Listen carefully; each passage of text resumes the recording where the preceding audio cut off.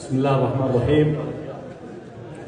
السلام عليكم ورحمة الله وبركاته، وأسعد الله مساكم بكل خير، والله يحييكم جميعا.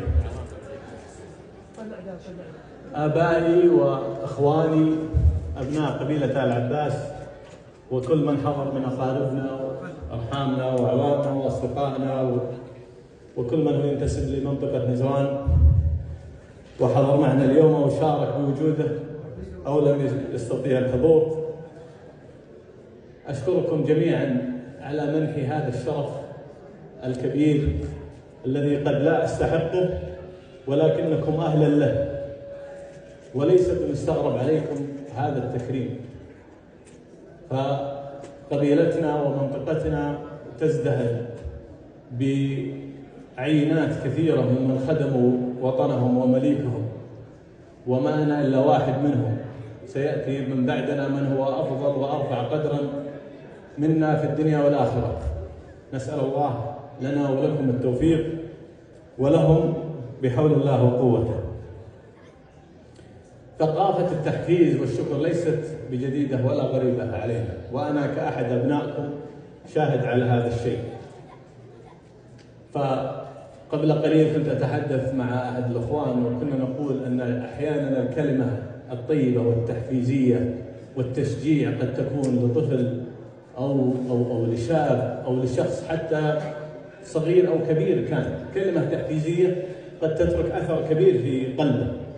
والكثير منكم الموجودين معنا اليوم أتذكر كلماتهم ولو حتى من أيام الطفولة، فلذلك أكرر وأقول أن هذا الشيء أنتم أهلا له، وليس بمستغرب عليكم هذا الحضور وهذا التكريم.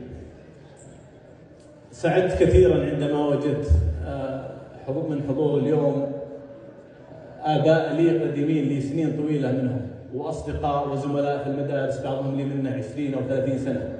كانت شوفتهم لي شوفتي لهم فرحة كبيرة، وجابت السعادة لي الحقيقة اليوم. فأنا اليوم أشد فخرا بكم مما أنتم بي، فكيف لا أفتخر وأنا أنتمي لهذه القبيلة وهذه المنطقة التي أخرجت عينات سبقونا وكانوا شرف لنا وتشرفوا بخدمة وطننا الغالي.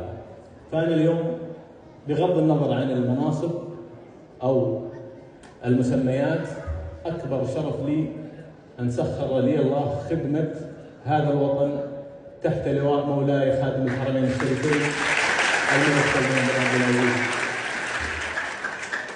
وتحت لواء سمو سيدي ولي العهد محمد بن سلمان بن عبد العزيز. كما تكونون يولى عليكم، وقد والله الله علينا حكاما عادلين ومنصفين وطموحين محبين لمواطنيهم ولأرضهم، وكل شبر من هذه المملكة الغالية لا يزيد عليه شبر آخر، كلها بلد واحد في قلب الملك ذات السواء، ونحن لنا من ملكنا ورمز وطننا الولاء والانتماء لهذا الوطن، ونقدم له كل غالي ورخيص.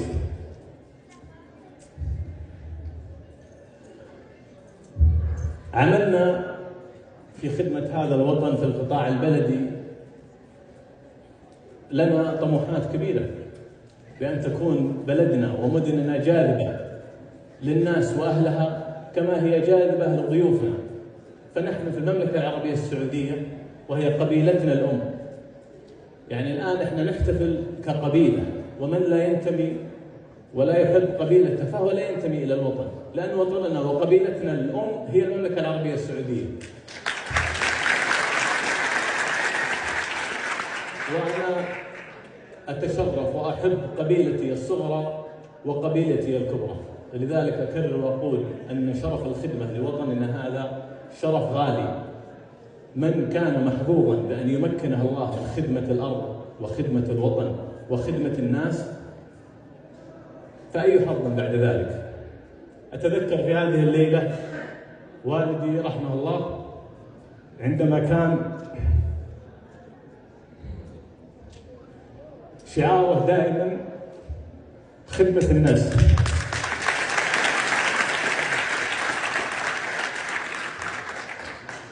ما أذكر والدي رحمه الله كان